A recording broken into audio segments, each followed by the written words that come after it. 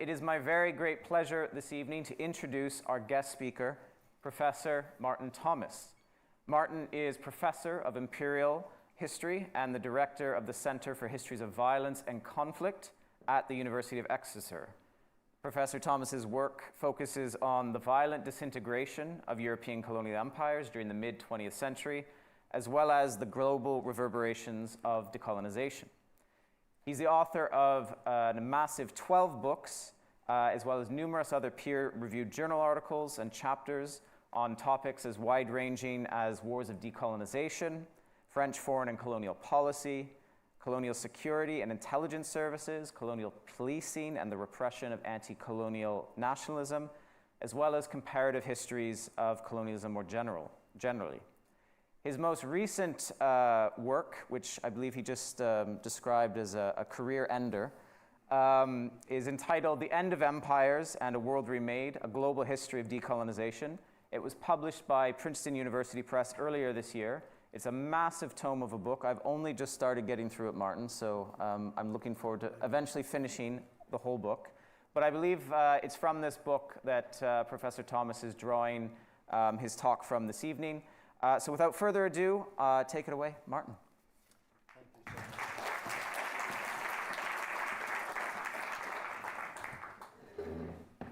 Well, it's customary on evenings like this to begin with thank yous.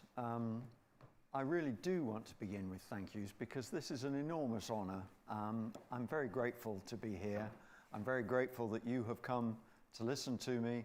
The Sir Michael Howard Centre is one of those places that remains a true bastion of outstanding scholarship in what is, I'm afraid, an embattled higher education sector, and long may it continue. I'd also just briefly like to say a couple of posthumous thank yous to the gentleman at the back there, Sir Michael Howard, who I only met twice at really quite different stages of my career. One really was not during a career at all. I was a very uncertain postgraduate student, and Sir Michael conducted what we'd now call a PhD upgrade interview, but what at the time was really a much more casual glass of sherry and a discussion about why I was doing everything wrong and where I might want to rethink things and do them a bit more sensibly. And I'm still very, very grateful for that conversation. He really did set me straight on a lot of things. And then about 30 years later, we were lucky enough to get Sir Michael back to Exeter, where my colleague at the time, a former colleague of a lot of you, I'm sure, Richard Overy, and I began a research centre which morphed into this Centre for Histories of Conflict and Violence. And again, Sir Michael was only hugely supportive and hugely constructive in terms of how we might do things, who we might talk to, where we might think of reaching out. And I still have his words in my mind now and again. So I'm very grateful to the man at the back, and long may he continue in our thoughts. I'm going to talk tonight about decolonization. Decolonization, old school in a way. Decolonization in terms of what post-colonial scholars would describe, I think, now as historic decolonization. In other words, the actual disintegration of empire, why it happened, where it happened, and why, I'll be suggesting to you, it is all such an interlinked and entangled process. And I have two propositions for you, I suppose, which are intrinsic to the suffix of my paper, which has a slightly pretentious title, I suppose, but that political economy and the violence continuum are ideas that I hope to unravel and make a bit plainer to you over the course of the next 45 minutes or so. Well, the monetization of colonial economies, colonial obstacles to wealth accumulation, how property is held and transferred, and workplace discrimination. There are four factors that I'd suggest make a case for the salience of political economy to anyone working on decolonization. All were very powerful determinants of the ways daily lives were lived and the grievances people felt. Yet for all that, most studies of colonialism dwell on cultural factors of identity and belief, as well as political questions of ideology and allegiance, rather than on the economic dimensions that shaped conditions of possibility for rulers and ruled.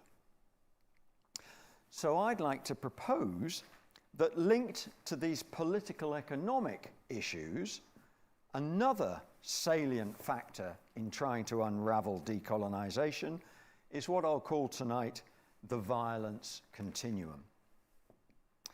Viewed globally, it appears pretty obvious, really, that decolonization was a violent business. And that proposition looks self-evident whether the focus is on the macro level, the many wars of decolonization that have shaped and disfigured the past century or so, or on the micro level, the workaday violence of exclusions, compulsions, and indignities that made discriminatory imperial rule tangible.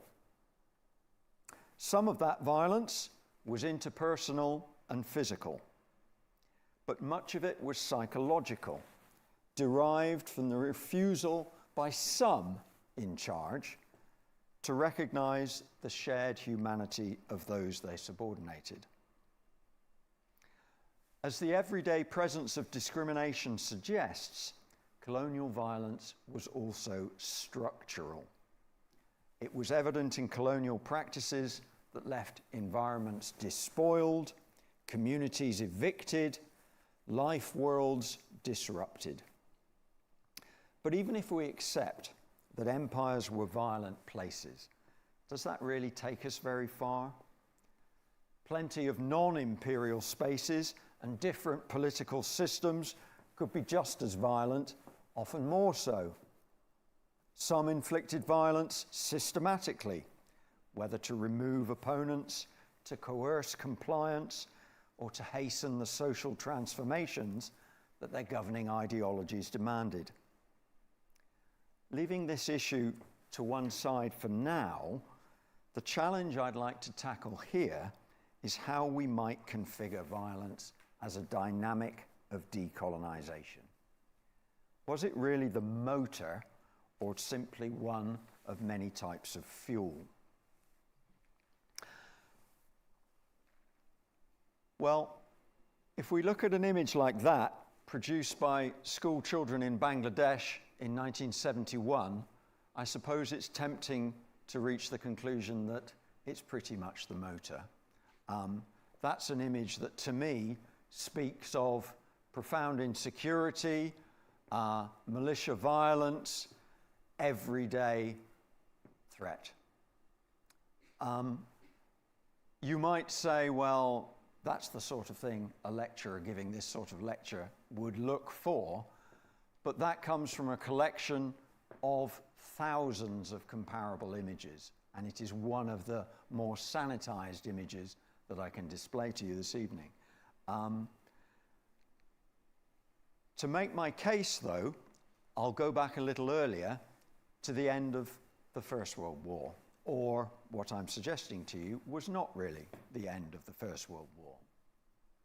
To explain that, historians of the global aftermath of that first 20th century global conflict dwell upon its legacies of competing local and imperial claims to territories and sovereignties.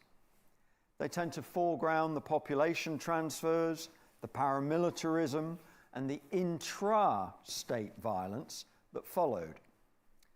Police powers, collective punishments, and detention without trial all expanded across what we'd now, I suppose, identify as the global south, what was, broadly speaking, in 1919 and immediately after, a substantially colonial world. And viewed from the perspective of that colonial world, 1919, I'd suggest, might be singled out much less as a faltering start to the international regulation of imperial spaces, and much more as a milestone year in the development of colonial lawfare. In the British Empire alone, 1919 saw British India's anarchical and revolutionary crimes legislation of February to April, tough emergency restrictions after the Egyptian Revolution in March, the dissolution of Dáil Éireann and a ban on Sinn Féin in September, followed by the defeat and imprisonment of Sheikh Mahmoud Barzani and his Kurdish supporters in Sulaymaniyah at the close of the year. And that's far from an exhaustive list.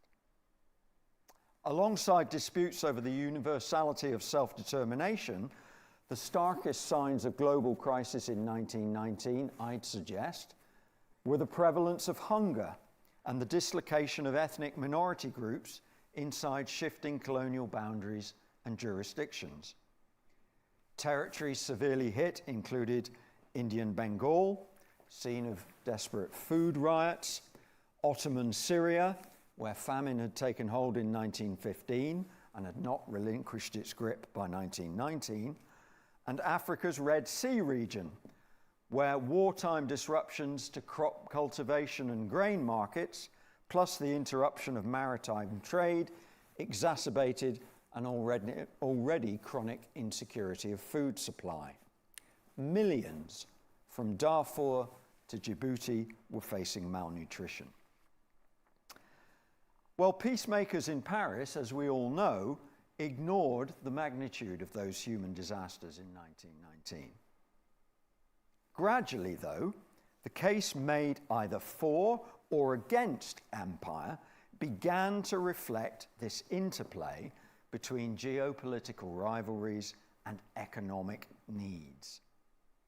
Biopolitical thinking about world politics was also rooted in early 20th century breakthroughs in nutritional science, particularly calculations of calorific value as an index of healthy bodies. The ability to count calories transformed the connection between food and politics. Assuring an adequate supply of food was now subject to statistical analysis, allowing precise comparison between the food regimes and the rates of malnutrition in different countries and empires. Two commonly held presumptions were very quickly disproven. One was that tropical health and colonial diets were qualitatively different from those of temperate non-colonial regions. The other was that colonial hunger was a natural occurrence rather than a consequence of market activity and the relative prices of nutritious foods versus less nutritious staples such as rice. And over coming years, League of Nations scientists would join the dots between colonial disruption to former patterns of land use, increased labour migration, the spread of transmissible diseases, and the devastating dietary impact of debt burdens on peasant households. All of this is political economy. My point, though, is not to draw a straight line connection between colonial economic damage and enduring political violence. It's simply to point out that wartime cataclysm did not, indeed could not, cause decolonization, whether after 1919, as I've just described, or indeed telescoping forward after 1945. Why? Because, I'm going to argue, there was no clear distinction, no clear division, whether legally or experientially, between war and post-war. To understand why the attempted reconstruction and actual disintegration of colonial empires were such entangled processes by the 1930s, and especially so by the 1940s, I'd suggest that we should abandon two long-held historical presumptions. The first is that the 20th century's world wars served as some sort of hinge between an age of imperialism and coming decades of decolonization. And the second is that the definitional simplicity and legal clarity of war and peace were universally applicable. Within empires, such distinctions, it seems to me, made very little sense. Even more than the first, fighting and winning the greater Second World War, if you like, imposed global demands for resources, both human and material. Many, of course, were extracted from dependent territories. Pre-war calculations of food value were still relevant. Indeed, they were further refined by national and imperial rationing systems that were kept in place long after 1945. Armed with this information, but confronted by the strains of wartime need and post-war shortage, government distribution of food within and between empires was, if anything, more racially stratified than it had been before.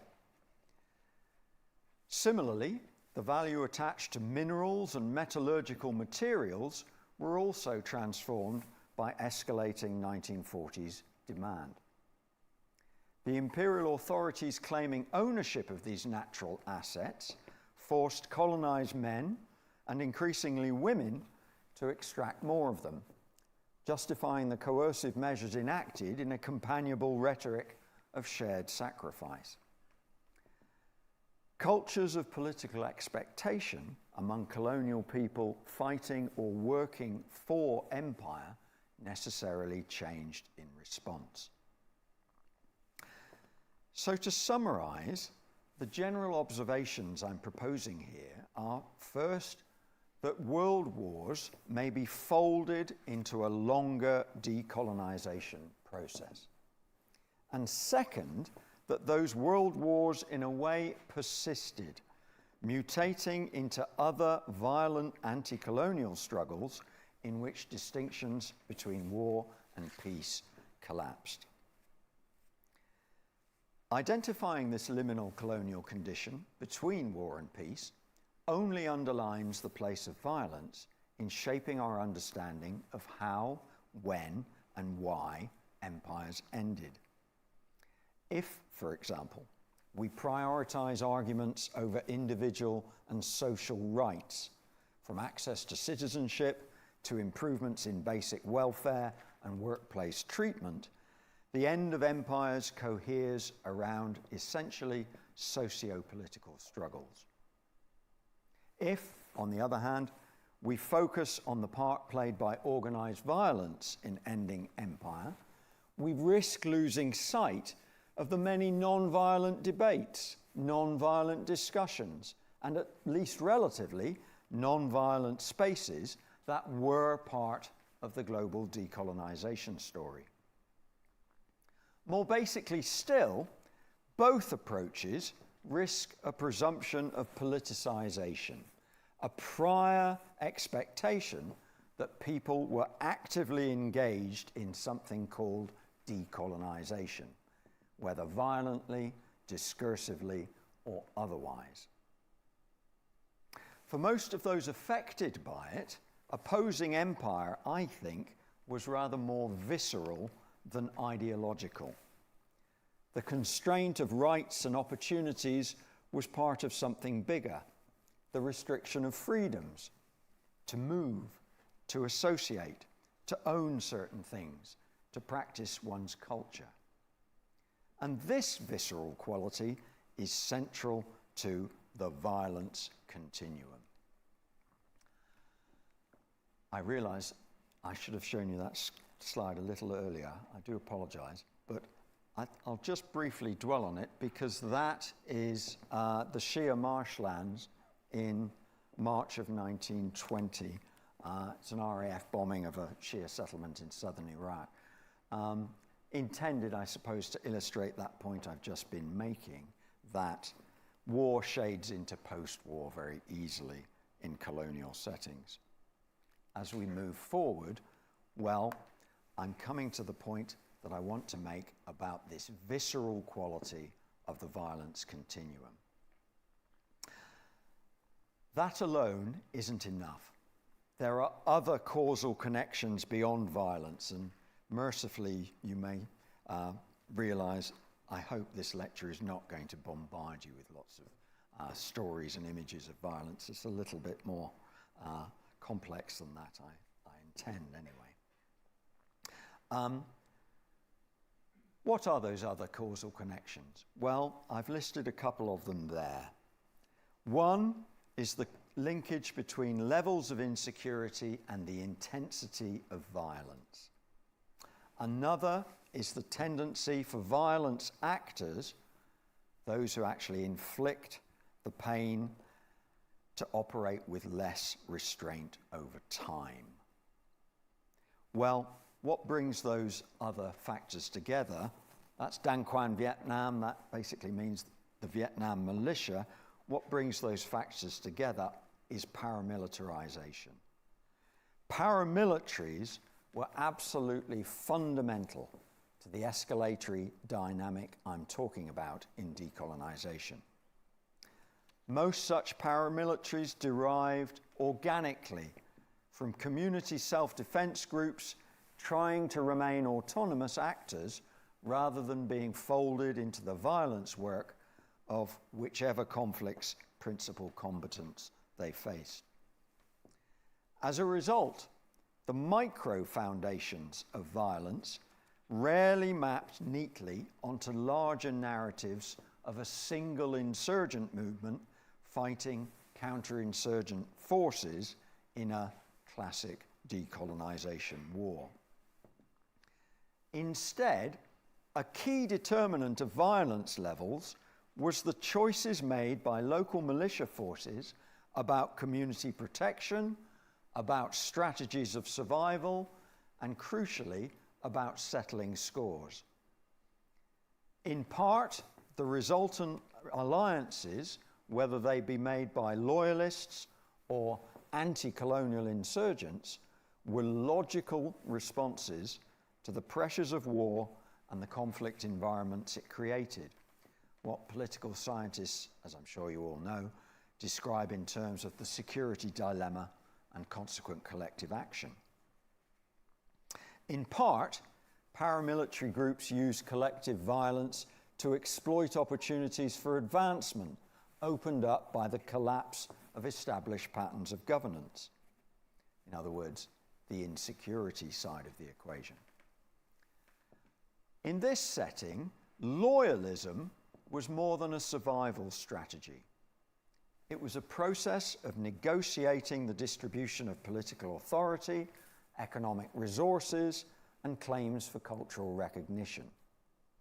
So much so that in certain cases, some of them very well known, including Indonesia, Kenya, and Bangladesh, militias shaped the outcome of a decolonization conflict and its subsequent distributions of power and reward.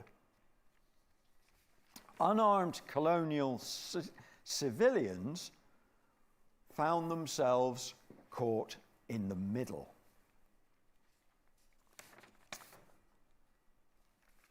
Excuse me one second. Where insurgents like Vietnam's Democratic Republic, Algeria's FLN, Front de Libération Nationale, depicted in that particular piece of FLN propaganda, or Mozambique's Frelimo, all of them left-wing, avowedly revolutionary movements, where these movements recast civilians as somehow the people, the better to assert claims to sovereignty and popular support, their security force and loyalist militia opponents treated civilian inhabitants as raw material for social experimentation, in forcible relocation, in counter-revolutionary warfare, in techniques of repression, and as objects of military violence to be physically separated from guerrilla movements acting in their name. And there's the rub, of course. core elements of counterinsurgents' population-centered activity, from identity cards and educational provision to supplying clean water, were at the same time tools of control, power projection, and monitoring, and never simply unproblematic goods. Nor was late colonial rebellion always reducible to an attempt to end empire by force. Sometimes the actions of insurgents and counterinsurgents are, I think, better understood as a bargaining process. Temporary alliances and local deals cut across supposedly binary divides between imperial armed forces and their insurgent enemies.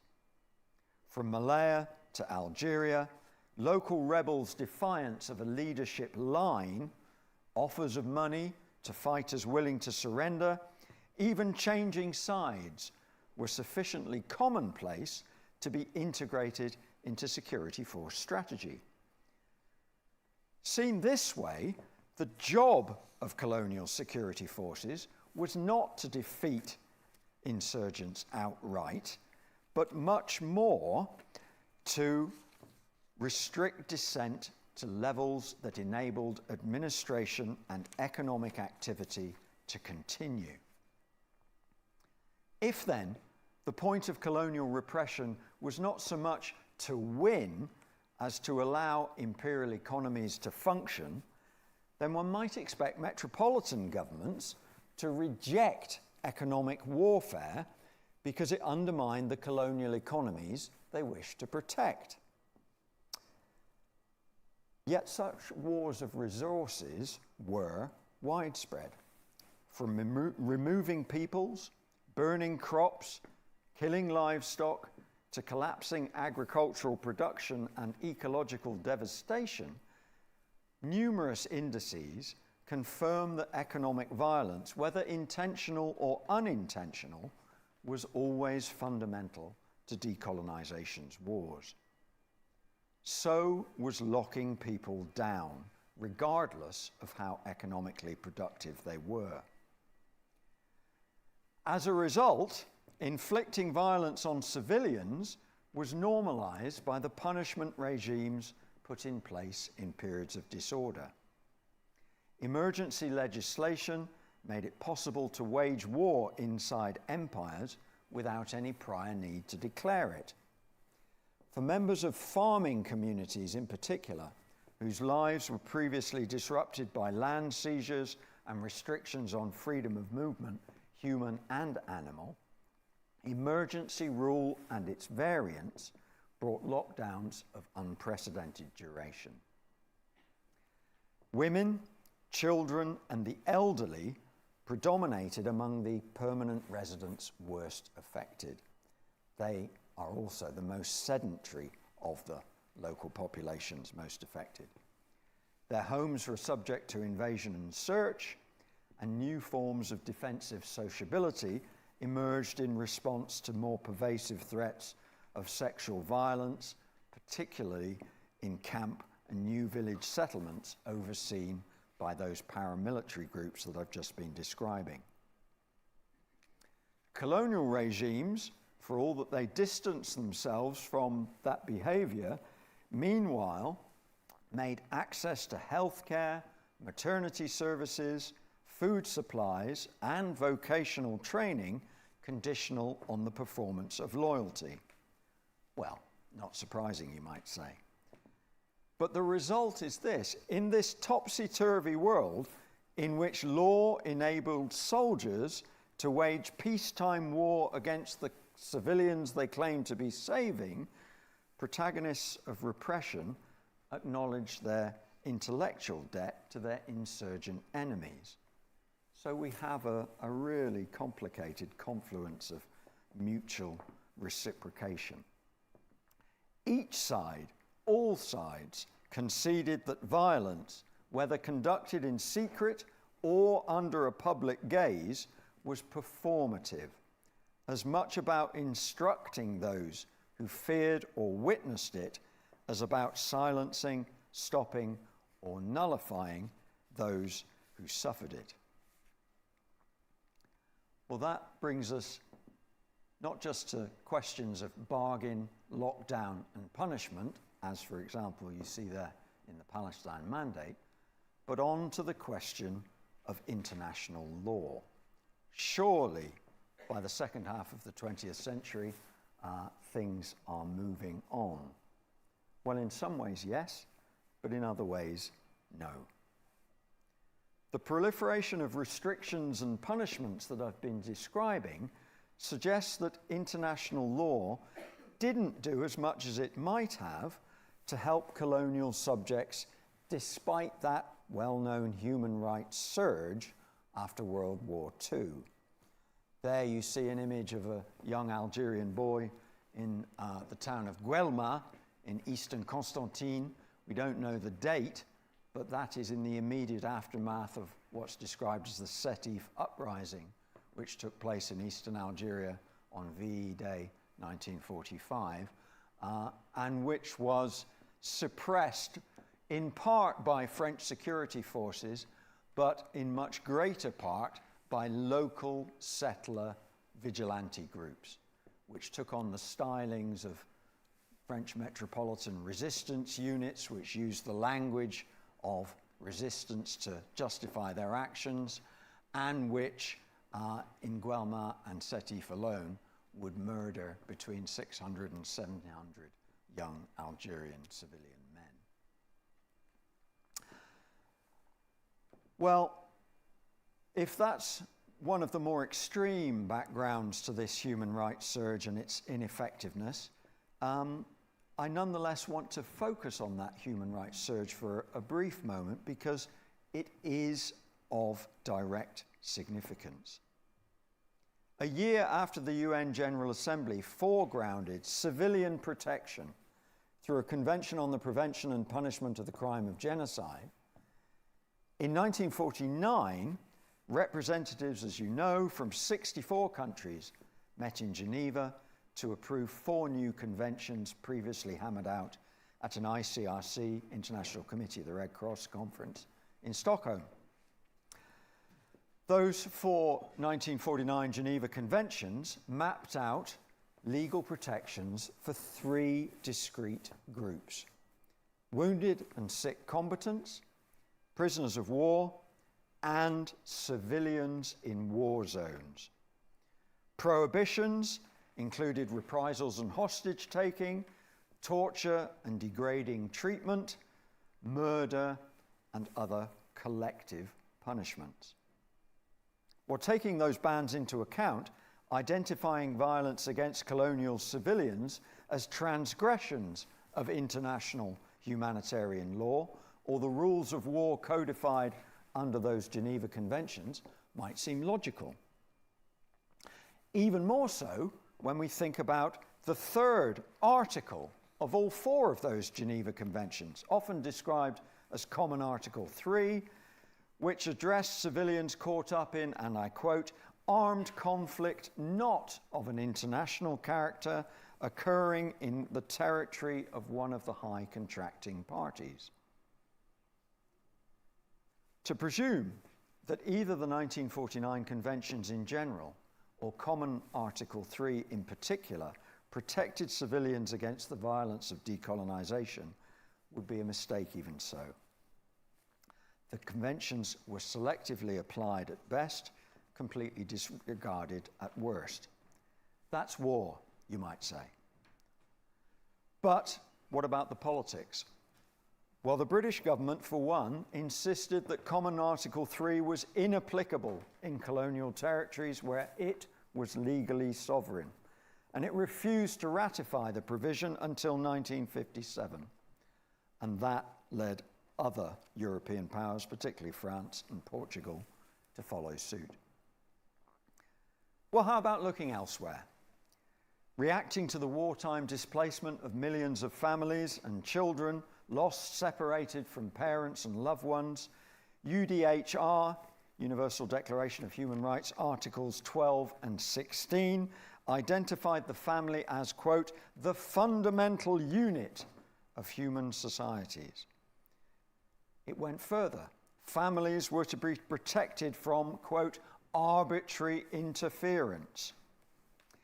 Yet as with social rights, so with the defence of the nuclear family, purportedly universal standards were differentially applied in dependent territories. Some humanitarian organisations in European imperial countries, among them, for instance, Britain's Save the Children Fund and France's Red Cross, actually became adjuncts of post-war counterinsurgency as they focused their attention on trying to uphold those provisions by focusing their efforts on nursing mothers, on children, and on refugees.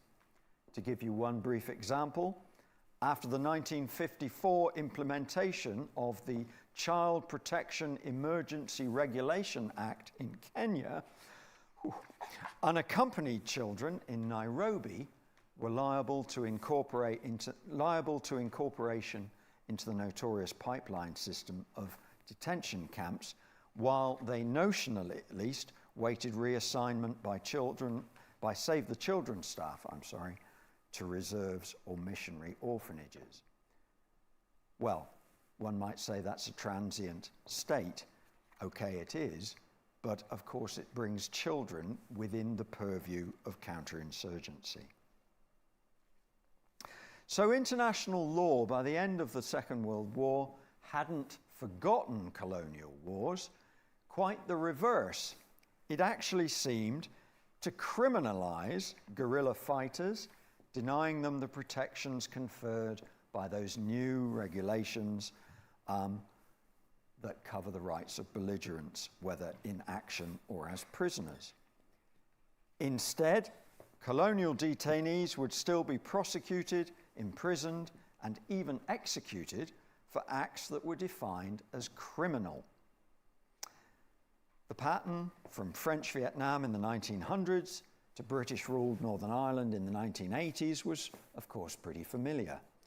Rights campaigns, media revelations, prisoner hunger strikes, none of them, it seemed, could persuade metropolitan governments to concede political status to armed opponents.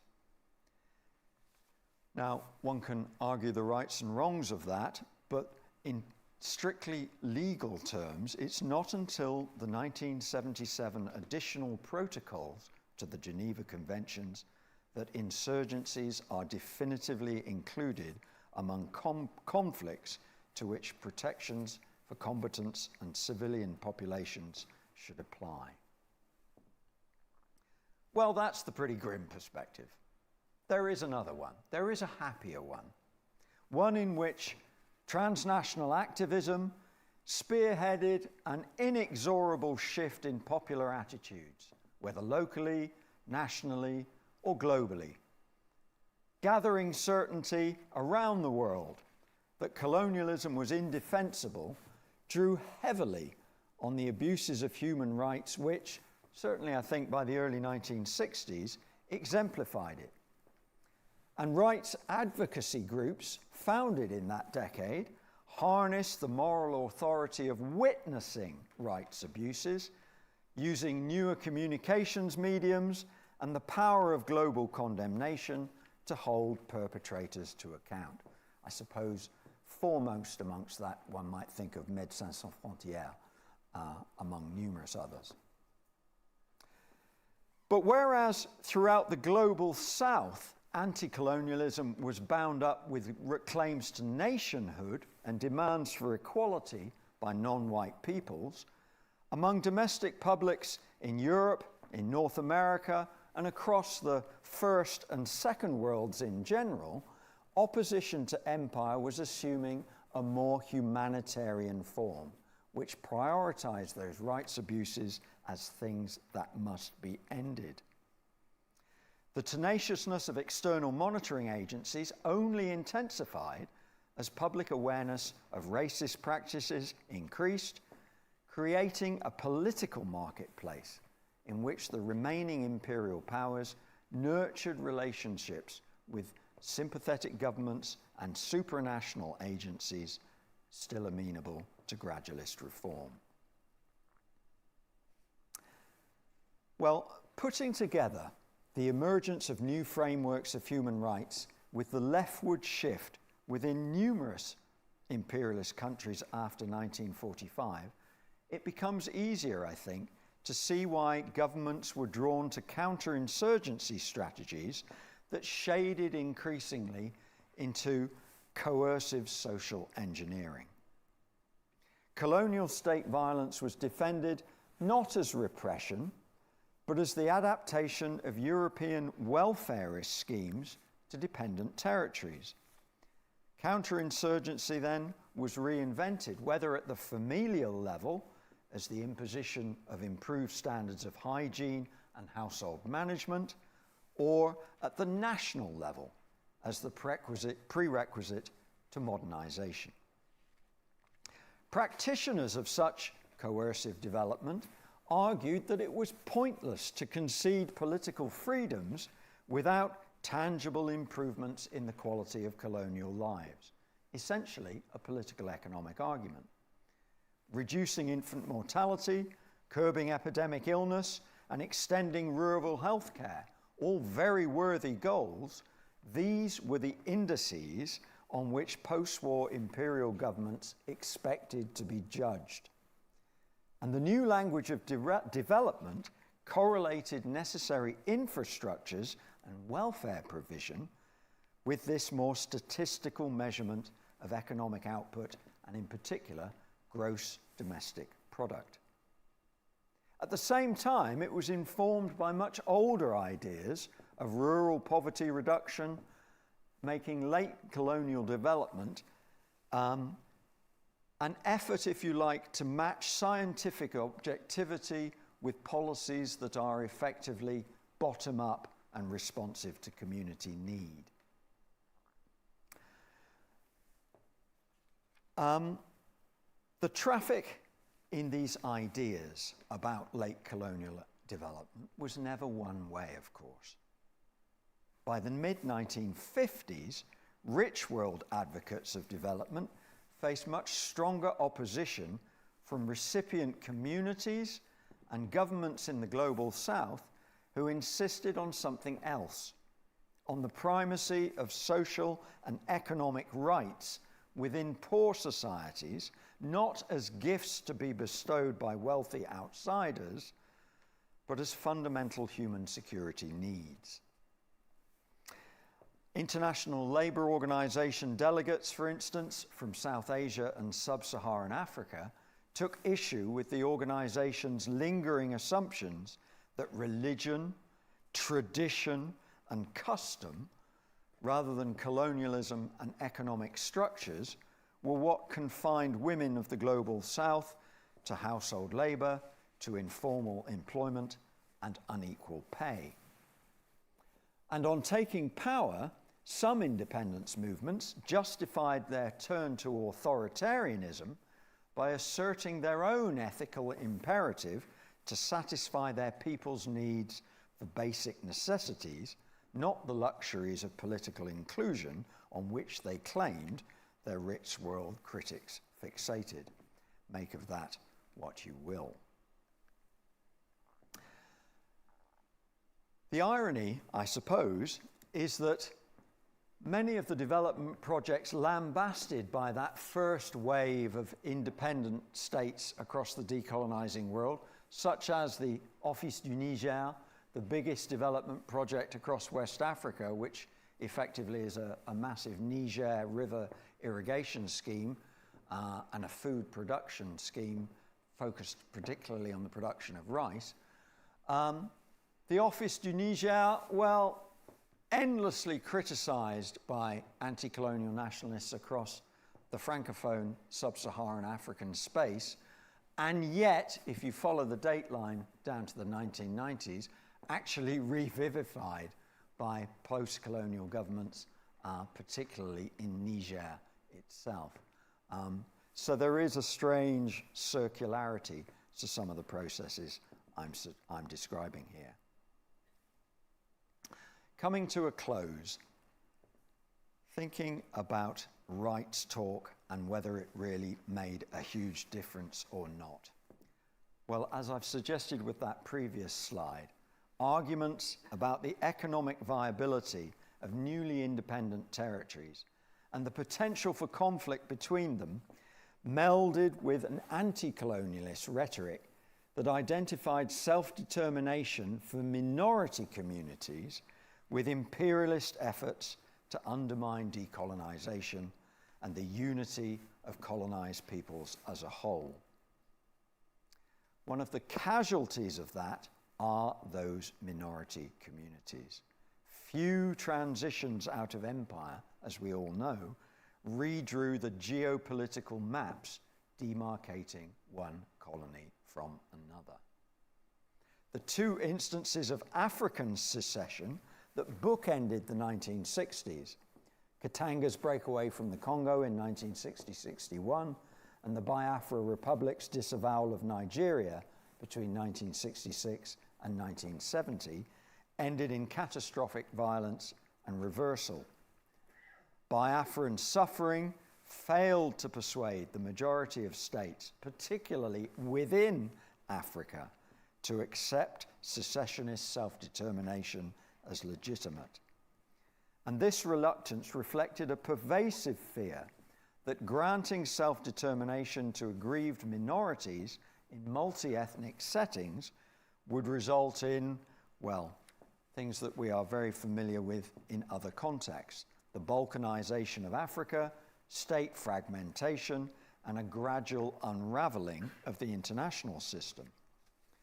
More common was an insistence on the sovereign supremacy of unitary authorities which occupied the sites and bureaucratic spaces of the old colonial government in situ.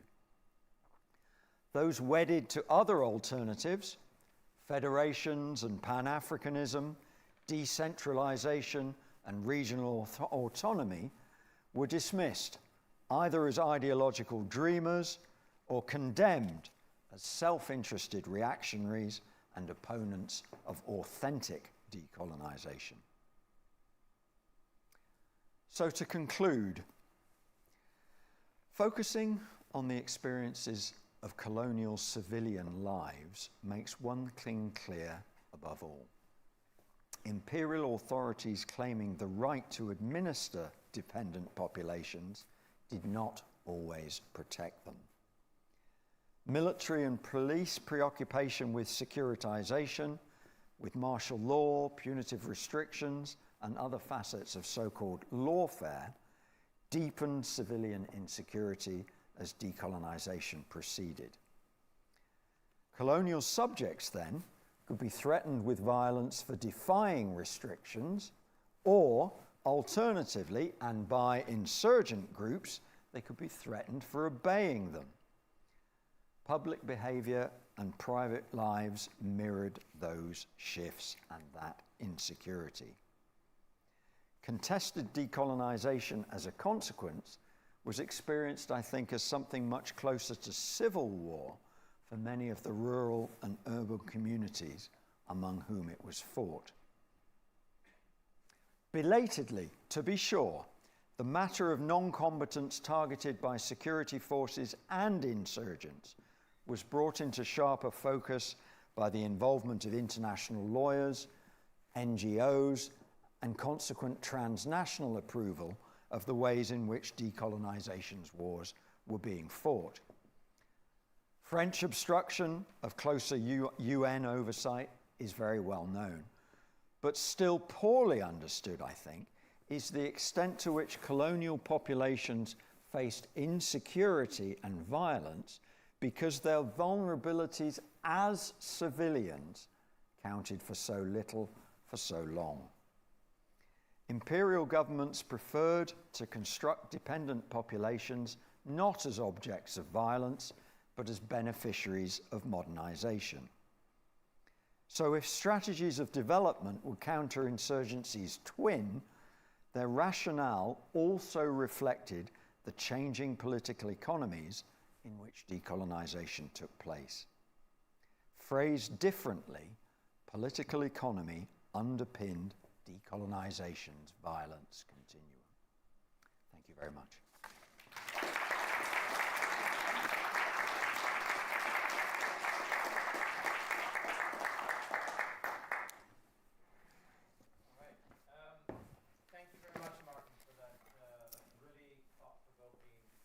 arranging talk.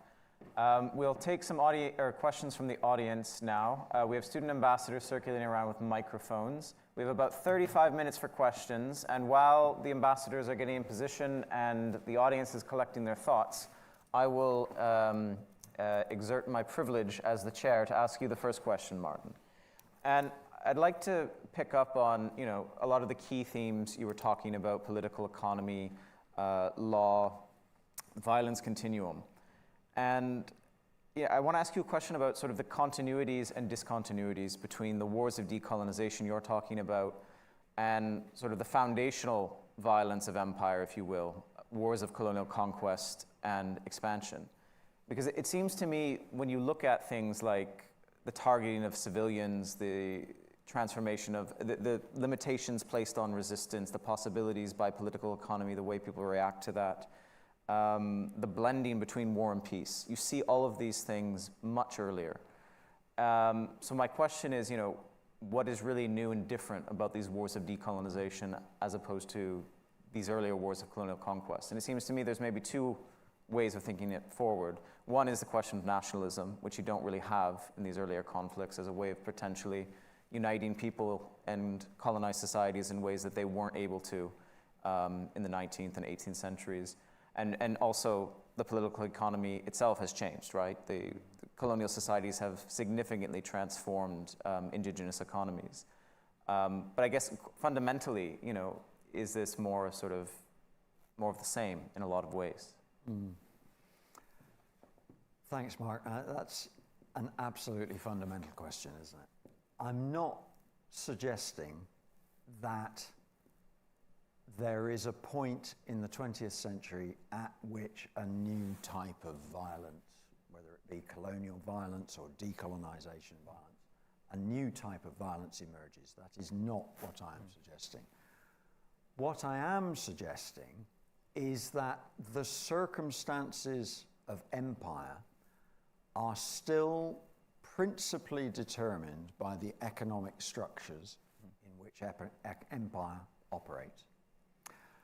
And insofar as empires are increasingly viewed by their holders as means to either enhance wealth or, and this is also increasingly true, as assets that are actually not remunerative and that might be more profitably and quickly consigned to independence, regardless of which of those alternatives we see, the underlying fact is that the functioning of those colonial economic systems, so long as they endure, is predicated on a profoundly discriminatory form of capitalism. Now, I'm not particularly going to make a case against global capitalism here, but there is a kind of racial colonial capitalism that is capitalism with capital letters, and that is uniquely exploitative in its practices. Now, that pre-exists the 20th century in some forms. It is changed by the impact of the world wars, the impact of the global depression, by the evolution of globalization, by the many manifest changes that are happening to global politics across the 20th century. But fundamentally, the iniquity of colonialism itself is what makes violence not only so prevalent, but so, at least to its perpetrators, so permissible. Thanks, Martin. I'll ask you many follow-up questions at dinner, but let's hear from our audience. Do we have some questions? Right over here.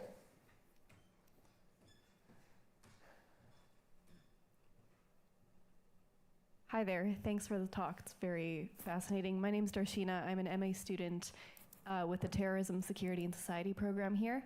My question is, do you believe that there are parallel economic foundations behind today's counterterrorism regimes and the counterinsurgency regimes that you described in historic colonization or decolonization? Gosh. I'm not sure I can really answer that with any real authority, to be perfectly honest. I see very powerful echoes. I see very powerful continuities. But in many respects, I'm keen not to tar, if you like, counterinsurgency with a single brush. I was trying to suggest that counterinsurgency evolves. It evolves very much in response to the practice of insurgents. It evolves very much in response to the fact that most of the conflicts in which security forces find themselves are much more multifaceted than they first appear. That, it seems to me, is redolent of contemporary counterterrorism and contemporary counterinsurgency. That's the sort of positive reading. On the negative side, yes, I think there are still tendencies to cast recipients of counterinsurgency, if you like, as in some ways experimental communities, as communities to which something is to be done in order to rectify them, rather than as communities that are suffering from the profound insecurities that I was describing in my lecture. All right, we have a question from the lady in the red scarf there, and there's another question at the back as well afterwards, please. Well, it was a brilliant lecture, I have to say. A brilliant lecture. I'm just curious to know whether you think that this mass migration, which this country and others are subjected to, accounts for or fuels the decolonization, and if it does, then I mean, the whole scenario should really be sort of handled in a different way, because you're asking for you're feeding destabilization, and you're feeding aggression simply by even allowing the kind of mass migration to go on. Thank you. That's a fascinating question. Thank you very much. I talked in passing about demography and about human security. Migration, and what's often depicted as labor migration, it seems to me, is very often the product of an absence of human security needs. Adequate food, sufficient shelter, long-term prospects of stability, basic security. In those settings, yeah. Because if that's the case, coming into a country that you're saying they're coming in as labor refugees, so to speak, destabilization in their own country, to come into another country and to adopt a woke attitude and to diminish it, to demolish, to diminish, to undermine the cultural and historical artifacts of that country doesn't necessarily justify why you're saying they're there. They seem to be there to be aggressive and to be a destabilizing influence. Well, I don't think I'm particularly taking a stance regarding migration per se. I'm simply suggesting that the causes of migration tend to be quite fundamental rather than casual. And in that sense, I think the only means to respond to a global migration crisis, if such a thing exists, is with global action.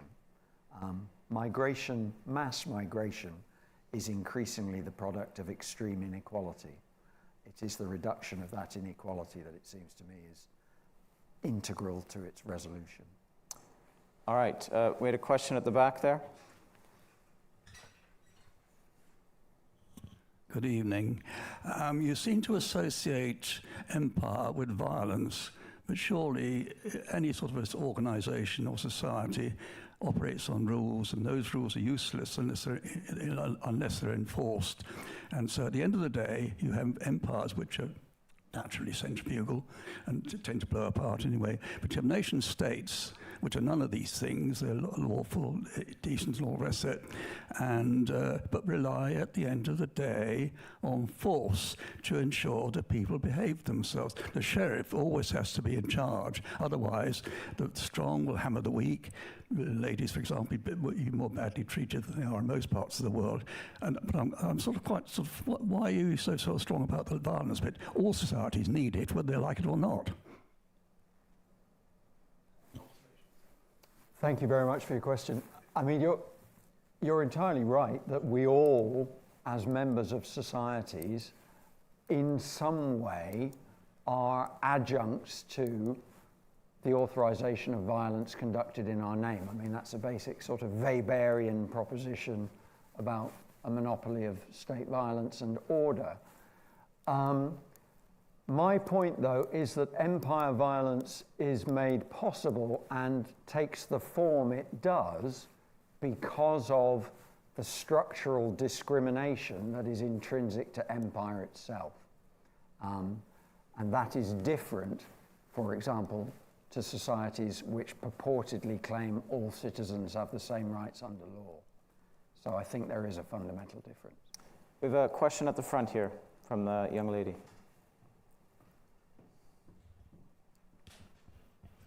Thank you very much for a wonderful lecture. My name is Sophia Nisimo. I'm a postdoctoral fellow at the University College Dublin, and I'm a historian of the First World War, so the question is going to be about the First World War. I very much like this idea that the wars are not the watersheds of decolonization, but I find it easier to agree with the Second World War rather than with the First, so I need some little bit of a clarification there. So in this logic, does the First World War, is it a blip, an unfortunate occurrence that then precipitates kind of decolonization and changes the economic circumstances in which the empires operate? Or is it in itself, a sign kind of these changing circumstances and then kind of a sign of kind of decolonization itself, if you want? So, because there is this obviously kind of Leninist Marxist explanation that the First World War is the result of this developing capitalism, and it's the most developed form imperialism, right? And that this clash in this logic was unavoidable. So in your interpretation, how do you place it there? Thank you. Thank you. Wow, you packed a lot in there. Thank you very much. I suppose if you want to really boil it down to its essence, what I'm suggesting about the First World War, and similarly about the Second, is that in both cases, it's in colonial spaces that the wars don't really end. Arguably, they don't really begin in the same way either. Obviously, populations within them, majority populations within them, don't have the same kind of consensual perspective on war as in some societies, but not all, among the competent powers they do. But more fundamentally, what I'm suggesting is that the idea that either world war really completely reconfigures colonial society, whether for good or ill, I just don't see. Yes, it changes them profoundly, but it doesn't act as the kind of key catalyst. That, I suppose, is what I'm suggesting. We had another question up front here, and then we're going to go back here. Hi, Tim Kello, War Studies Masters alumni. I was interested by the kind of weight that you put on the emergence of the humanitarian architecture, laws of war, international humanitarian law, and the UN essentially. And I wonder whether the emergence of the kind of more information that you hint upon in the treatment of the small wars that arose in colonial societies, and Caroline Elkin's book, Legacy of Violence, really goes into detail about how the British government transferred their kind of agents provocateurs from different parts of the colonies to Palestine, to Kenya, to really escalate the violence, I would say, in some of these countries. At the same time, the emergence of the UN and the international humanitarian law, with the UN putting Palestine and other areas in the trusteeship of the colonial powers. Do you think this fundamentally undermined the emergence of the UN and the international humanitarian legal system, because the ones enforcing it were also the ones committing the violence? Thank you. That's a really thoughtful question. I'm not in the business of depicting monsters. I don't think the people I'm describing, and I really didn't name many individuals at all here today, but the people I'm describing are not actively malevolent, sadistic, cruel, whatever one might say, but they operate within a normative architecture of colonialism and differential treatment of peoples of different ethnicity. And that, you might say, is a 21st century perspective on the 20th century and beyond. Clearly, one has to historicize it. And I suppose doing so, and coming back to your question, leads us to the conclusion that, well, all of these things coexist in tension. Britain, France, others, for instance, want the UN to work.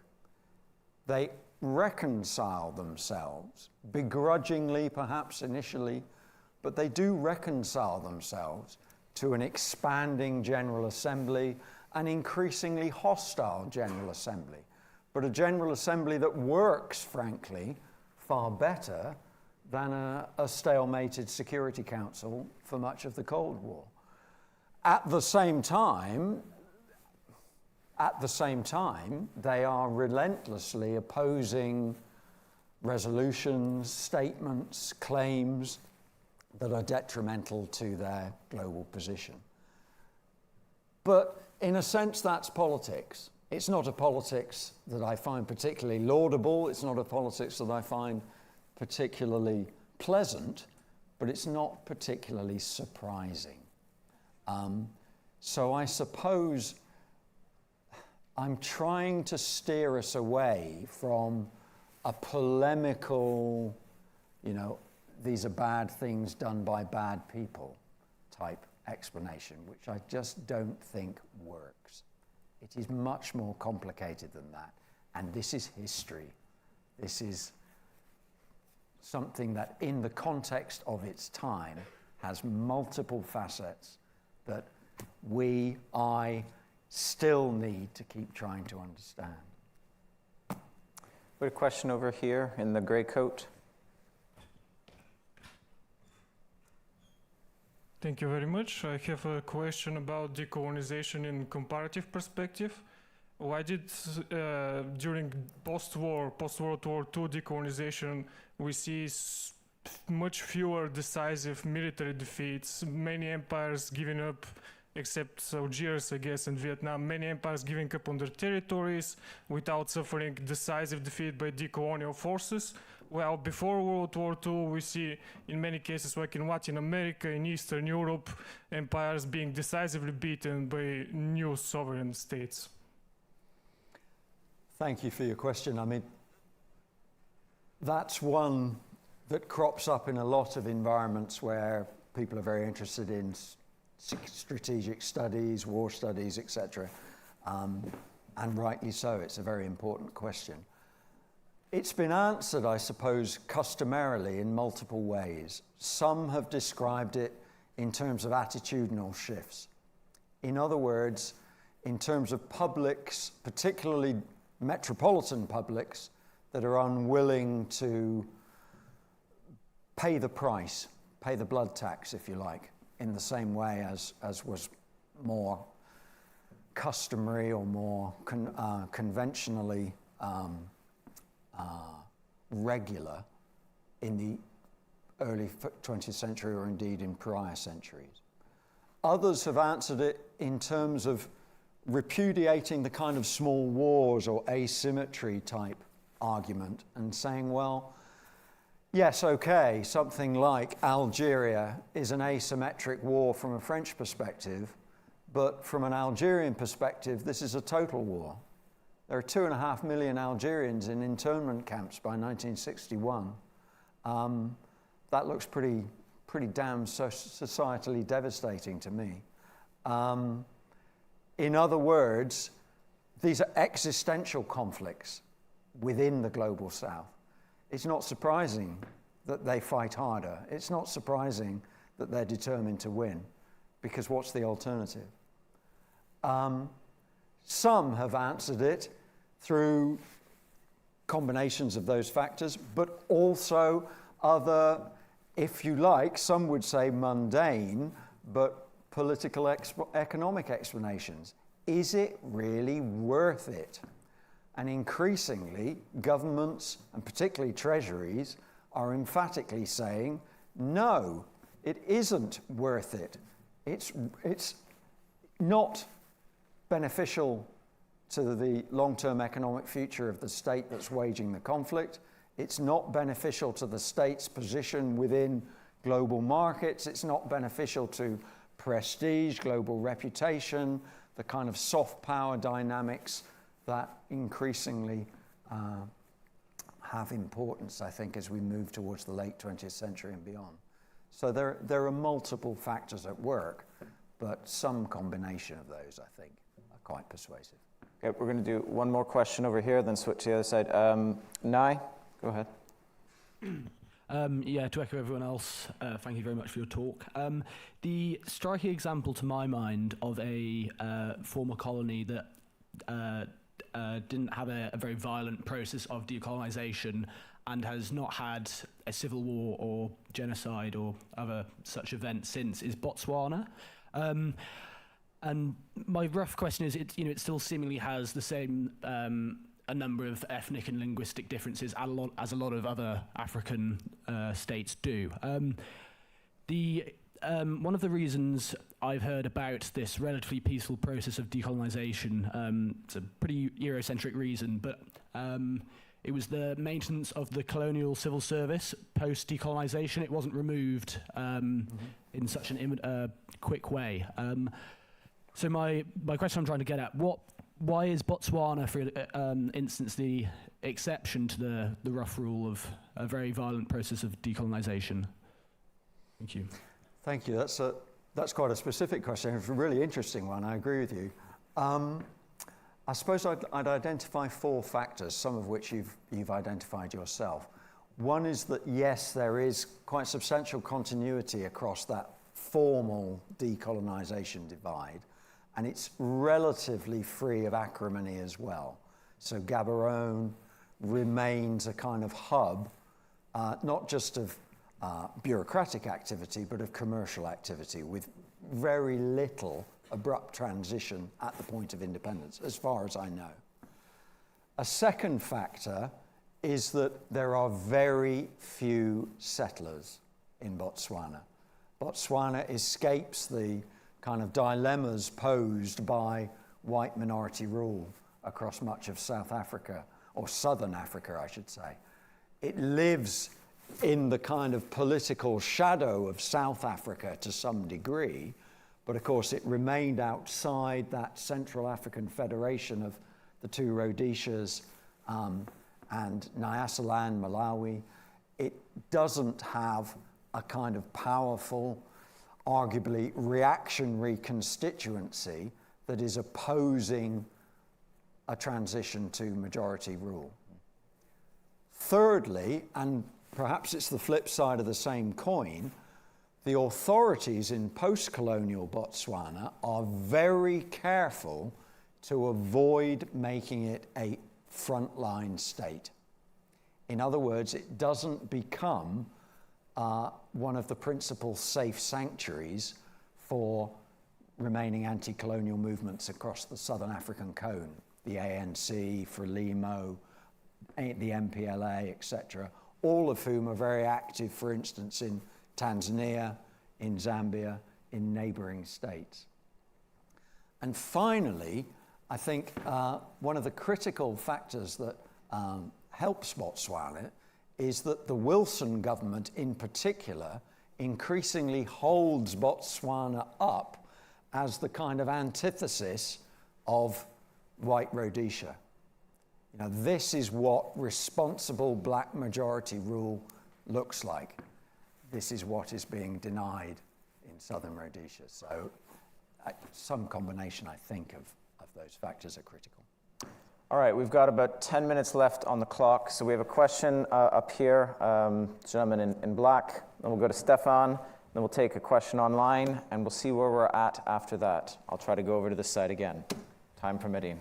Hello, Martin. I'm just finished here. Thanks for the talk. I kind of had two kind of half questions, half just thoughts about the kind of ideas you're presenting. First one, Mark kind of touched on a bit already, which is the violence continuum. I want to know, why did you choose World War I as the starting point, when I think even in your own work, a lot of the discourses around legal rights, human rights, what it means to be human, in the context of anti-colonialism were very prevalent even just the decades prior. So the use of the dum-dum bullets, the Boer War, and kind of, all right, we're doing this to white people in Africa. So that's just the first half. And then kind of the second thing I want to inquire about is your heavy focus on the kind of political economy. I think you almost kind of run the risk of presenting an overtly materialist interpretation of empire, right? In the sense that all of these kind of resource extraction heavy perspectives were underpinned and legitimated by ideologies, right? There was a symbiotic relationship there. You look at Ratzel's Lebensraum, that was as racial as it was economic. And, you know, I just want your thoughts there on, you know, you've kind of put ideology and politics to the side, and you've honed in on the political economy. But I think you potentially might run the risk of downplaying. So just respond to what you want. Yeah, thank you very much. Fair cop in a way. I mean, I am putting the case for political economy in part because it seems to me it's had a bad rap for far too long. You know, it's very, I'm not going to say easy, but there's much more in the literature about the politics and the cultures of anti-colonialism, transnational connection, etc., etc. I am not for 1 minute suggesting that they are unimportant. They are fundamental. But what I am suggesting is that equally fundamental is what I think you're right to describe as essentially a materialistic perspective, a political economy perspective. So I think that has to be there. The first part of your question I haven't answered yet, which was about, well, why begin in sort of 1919, why not go back much earlier, etc. I take that point as well, and again, you know, at the risk of a cop-out, I'm not suggesting, indeed I was trying emphatically not to suggest that there's a turning point that happens in either 1914, 18 or immediately after it. I really don't see things that way. I accept the idea there is a much longer violence continuum. But I suppose if the question is, well, why do you start where you start?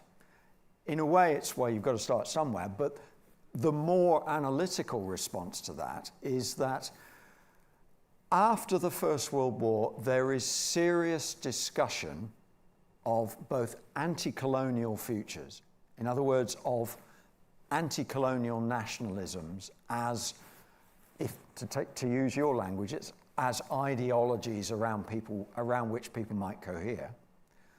And conversely, on the other side of the political divide, there is increasing realization that empire is not going to subsist.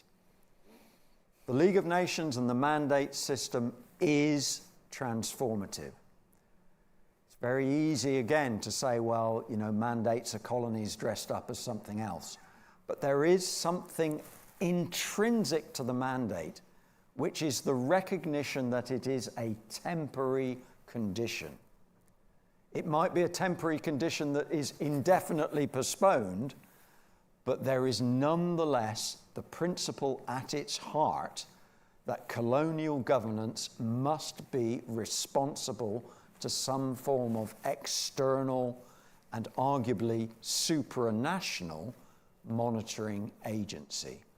And that, I think, is a big shift. And that isn't there in 1900 or in 1890 or whenever one likes. So it's a sort of mixed answer, but thank you very much. Thank you. All right, can we go to Stefan down here, and then can we do both questions at once? Stefan ask, and then Jonathan, you got something for us online? Okay.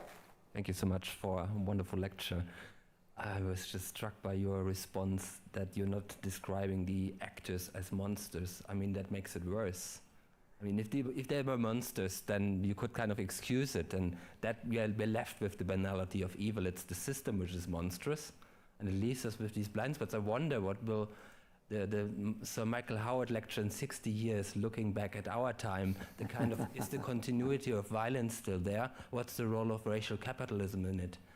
If the people, the contemporaries, do not see the violence, the injustice as noteworthy, they can kind of justify, on the one hand, with the left hand, signing human rights norms into contract, and with the other hand, they kind of do the opposite to kind of subvert the whole thing, kind of reproducing unequal forms of hierarchies.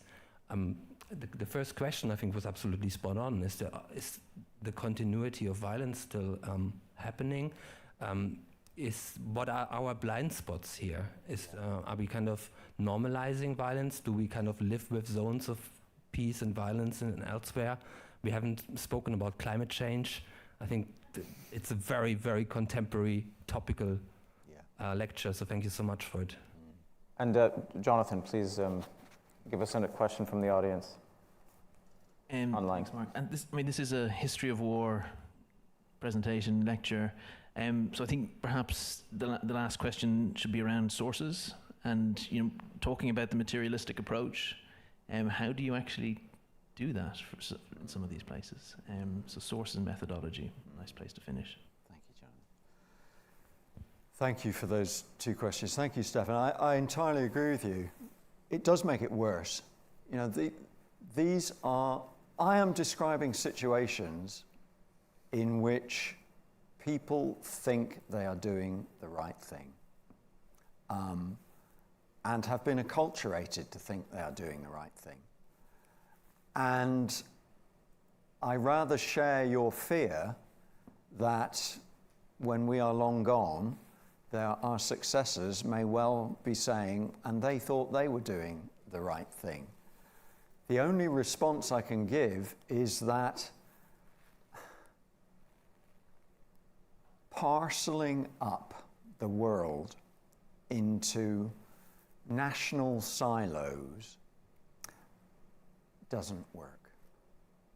It didn't work in empire, when those silos were defined as colonies rather than nations. I'm afraid the results of national decolonizations have tended to be evident more in the production of state capitalist drives, rampant ecological exploitation, often really crass human exploitation as well. And yet, I do remain optimistic that the story that, in a way, I was telling of the insufficiency of international law, the insufficiency of global monitoring, well, okay, but it's the best we've got. More of it, please, I suppose is my response to that question. The source question, that's a really good one.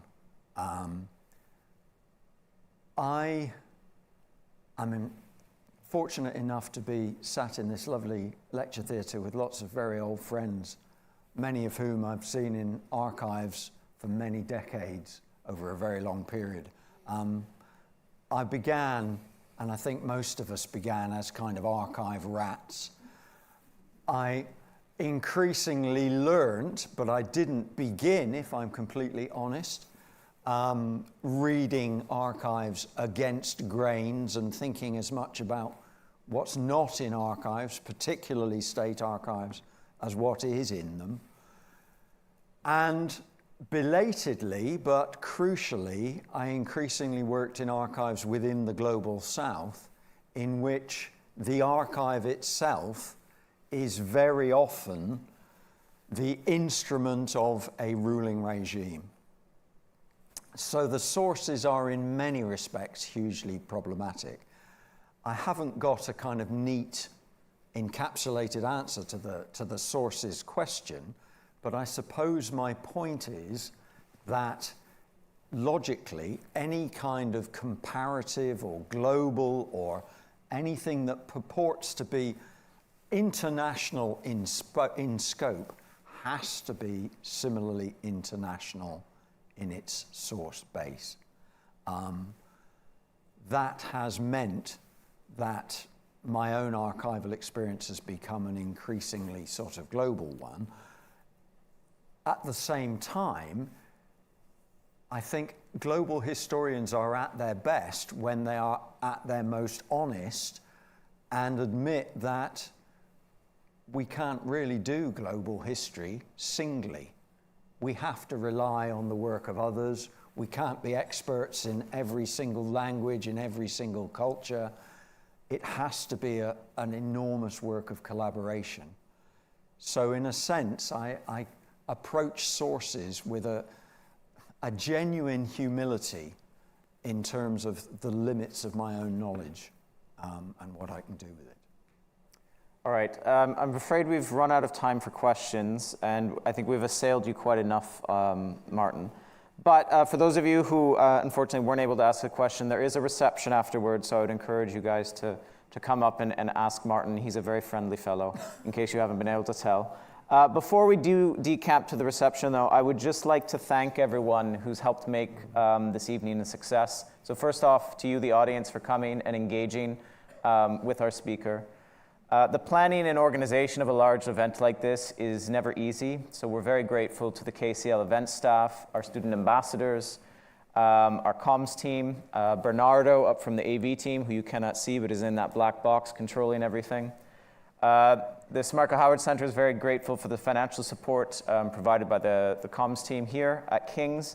And lastly, I just want to expend a special thanks to Matthew Ferguson, who's been instrumental in promoting and helping to organize almost every aspect of this talk. So thank you, Matthew.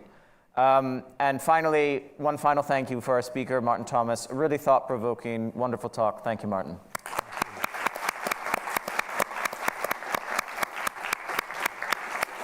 And as I said, there's a reception. It's in the arcade, which most of you would have passed through. If you just retrace your steps outwards, you should see wine and soft drinks out there.